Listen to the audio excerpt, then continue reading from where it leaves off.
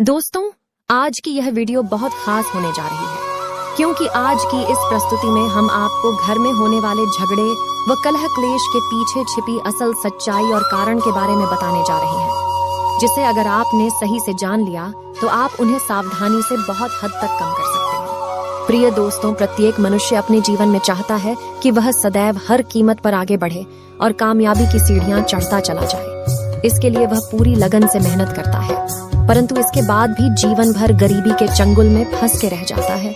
वह अमीर होने के सपनों के उधेड़ बुन में अपनी वर्तमान जिंदगी को कोसते रह जाता है। अज्ञानतावश इसके पीछे के कारणों को वह समझ नहीं पाता है कि यह सब वास्तुशास्त्र के कारण हो रहा है, जिससे उनके घर में स्थायी दरिद्रता का वास हो गया है और वह अपनी किस्मत को दोषी मानते रह जाता है।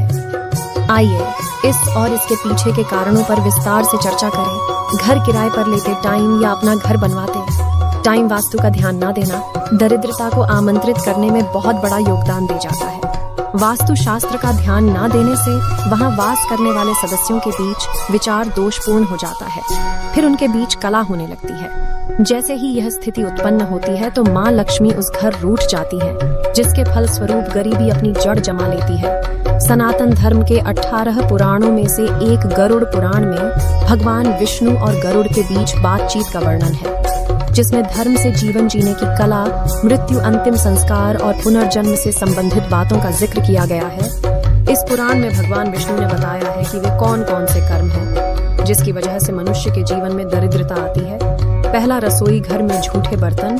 अगर हम रात को रसोई घर में झूठे बर्तन रखकर सोते हैं तो हमारे घर में दरिद्रता का वास हो जाता है। इसीलिए हमें रात को अपना रसोई घर पूरा साफ सुथरा करके सोना चाहिए और कभी भी रोटी बनाने के बाद तवा उल्टा ना रखें। दूसरा, कांटेदार पौधे। जिस घर में कांटेदार पौधे लगे होते हैं वहां भी दरिद्रता का वास होता है।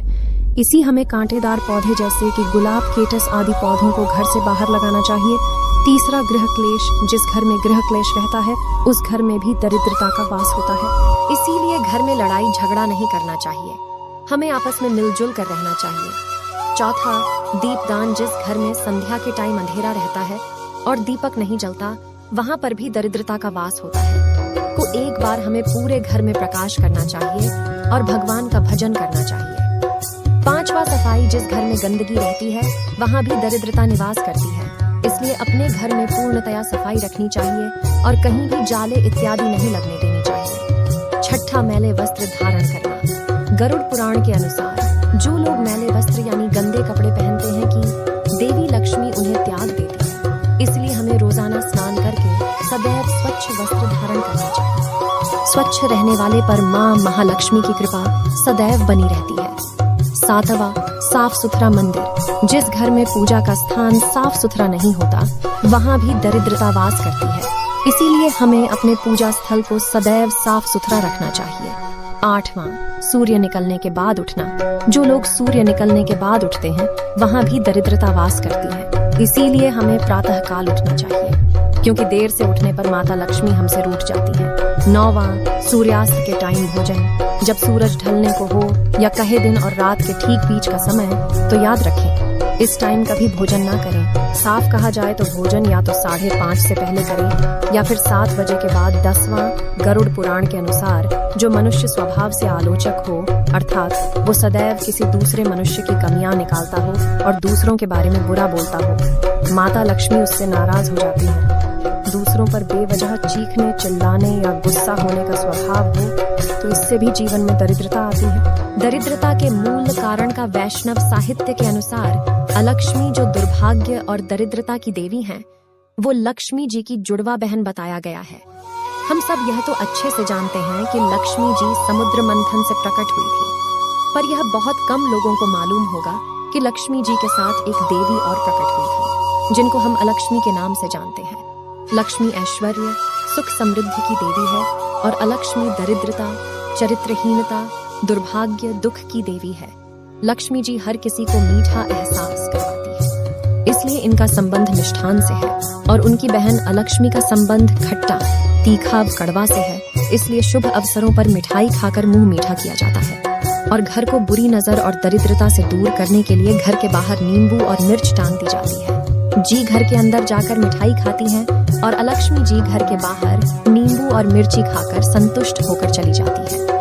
अलक्ष्मी जी के कहे अनुसार मैं वहां जाती हूँ जहां लोग गंदे रहते हैं, गंदे ही वस्त्र धारण करते हैं, दिन रात कलह बनी रहती है और लोग अधर्म और गलत काम करते हैं। लक्ष्मी जी के कहे अनुसार मैं वहां जाती हूँ जहां घर साफ सुथरे हों, जहां लोग प्रातः उठकर भगवान की पूजा अर्चना करते हैं, शांति हो, लोग साफ सुथरे हो, मैं वहां निवास करती हूँ। कैसे करें इसे दरिद्रता को दूर।